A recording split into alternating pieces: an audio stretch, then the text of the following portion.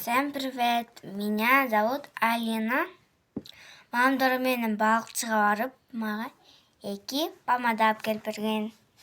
Алганбыздар. На, өлө сонун деп коела. Мындай кызыл. Жет сонун.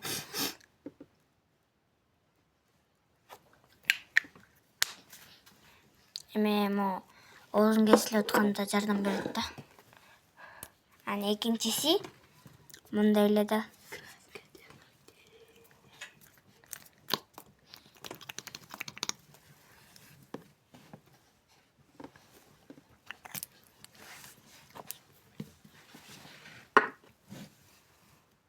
И детский крем. И для рук, для лица. Это универсальный. Я сама делала. Вот, антистресс называется.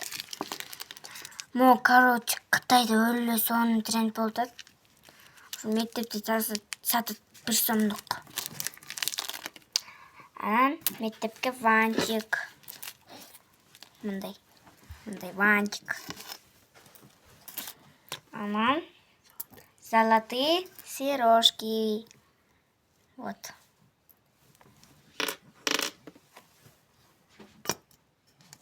Да? Линейка. Всем пока. Подписывайтесь. Поставьте лайк. Всем пока.